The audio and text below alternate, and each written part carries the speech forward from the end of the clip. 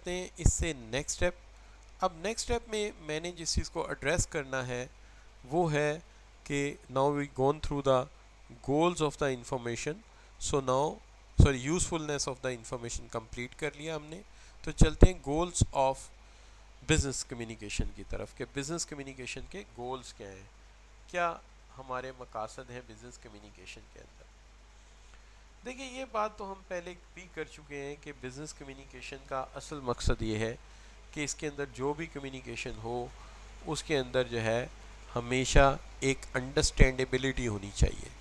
جو بھی آپ بات کریں اس کے اندر نیڈس ٹو بی کلیئر, بالکل واضح ہو, آسان ہو, سہل ہو, سمجھنا اس کو آسان ہو. دوسری چیز جو اس کے اندر آتی ہے وہ یہ آتی ہے کہ جب بھی ہم کوئی بات کریں نا تو ہماری communication relevant to the case ہونی چاہیے. جو بھی ہمارا مسئلہ ہے, جو بھی ہمارا پرابلم ہے, کمیونیکیشن ہمیشہ اس سے ریلیونٹ ہونی چاہیے.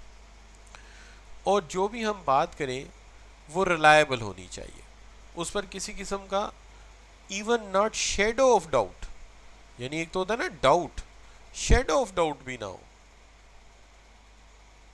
ٹھیک ہے, شیڈو آف ڈاؤٹ بھی نہیں ہونا چاہیے. اور یہ انفارمیشن ٹائملی ہونی چاہیے, وقت پہ دستیاب ہونی چاہیے. یہ بات تو ہم نے پچھلے اسپیکٹس میں بھی سیکھی ہے اور اسے ہم نے لرن کیا ہے. تو حنان یہ بیٹا اینڈ میں جا کے پھر 2-3 کو مکس کر لیں گے, ذرا تھوڑی سی پریکٹس اور اچھی ہو جائے گی. اچھا, اور کچھ یہ ہے کہ کچھ ٹاپکس کے بنائے تھے, کچھ ٹاپکس ایسے ہیں جن کے ذرا ایم سی کیوز اتنے کوئی کوالٹیٹیو کسی نے بنائے بھی نہیں, میں نے دیکھے بھی نہیں. تو بہرحال یہ بھی ایک ایشو تھا. بہرحال دیکھتے ہیں, کچھ میں نے کوشش کی ہے آپ کے سامنے بھی میں رکھتا ہوں اس کو. اچھا, تو افیکٹو کمیونیکیشن کے لیے کیا بات اسینشل ہے. اسینشل کا مطلب ہے ضروری کیا بات ہے, اہم بات کیا ہے ایک افیکٹو کمیونیکیشن کے لیے. افیکٹو کمیونیکیشن کے لیے سب سے پہلی بات یہ ہے کہ جب بھی آپ کمیونیکیٹ کرنے لگیں, جس ماحول میں بھی کمیونیکیٹ کرنے لگیں, سب سے پہلے یاد رکھیں انسٹرکشنز اینڈ گائیڈ لائنز کو ضرور دیکھ لیا کریں.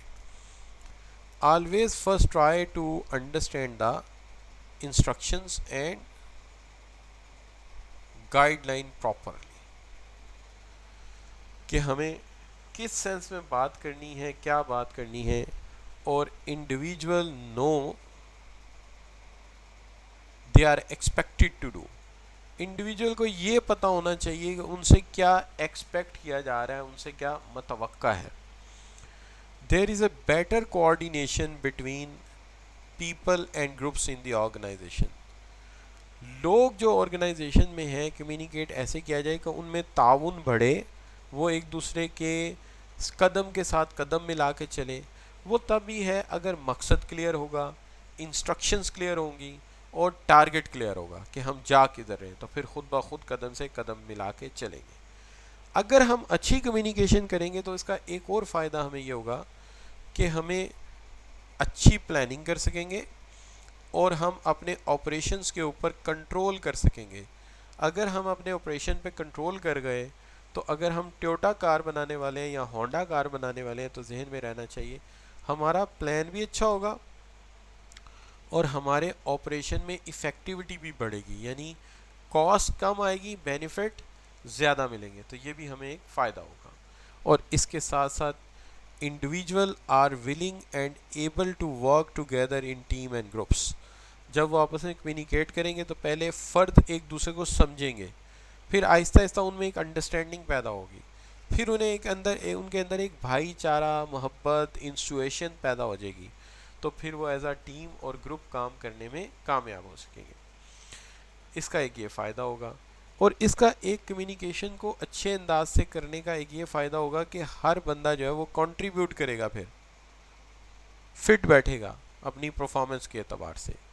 اور ان کے اندر اگر کوئی مس انڈرسٹینڈنگ ہے, کوئی مس ٹرسٹ ہے, تو وہ ختم ہو جائے گا, ایلیمینیٹ ہو جائے گا. چونکہ باتیں دل کھول کے کی جائیں تو گلے شکوے دور ہو جاتے ہیں, ناراضگیاں دور ہو جاتی ہیں اور انسان میں ایک اوپننیس پیدا ہوتی ہے. تو اوپن کمیونیکیشن ہمیشہ انسان کے لیے ٹرسٹ کا باعث بنتی ہے, انسان کے لیے اعتماد کا باعث بنتی ہے.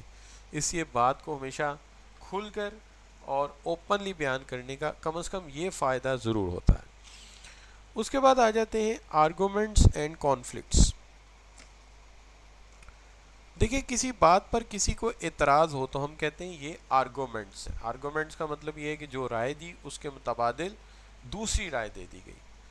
اور کانفلکٹس ہیں تو رائے میں اختلاف ہونا کوئی بڑی بات نہیں ہے, اس کو بھی بیان کرنا چاہیے تاکہ جو اختلاف رائے ہے وہ سامنے آئے, اور جب اختلاف رائے سامنے آئے گا تو ہم اسے ریڈیوس کر سکیں گے.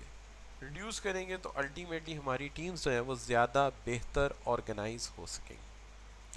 تو آج ہمیں یہ پتہ چلا کہ ہمارا بزنس کمیونیکیشن کا مقصد کیا ہے. ہمارا بزنس کمیونیکیشن کا مقصد یہ کہ آسان بات کرو, فہم و فراست والی بات کرو, بات سہل ہونی چاہیے, اس کے نتیجے میں آپریشنل ایفیکٹیوٹی بڑھنی چاہیے, کاسٹ کم ہونی چاہیے, کوالٹی زیادہ اچھی ہونی چاہیے. اس کے نتیجے میں افراد کی ٹیم اور ٹیم کے گروپس, افراد سے گروپ اور گروپ سے ٹیم بننی چاہیے, اور آپسی گلے شکوے مس انڈرسٹینڈنگ ختم ہونی چاہیے, اوپننس ہونی چاہیے جس سے ٹرسٹ بڑھے گا اور کانفلکٹس ہیں وہ ریڈیوس ہوں گے. تو یہ ہیں ہمارے گولز جس کے لیے ہم بزنس کمیونیکیشن کو پڑھ رہے ہیں, ان کو ہم نے حاصل کرنا ہے. تو یہ ہو گئے بچوں ہمارے گولز.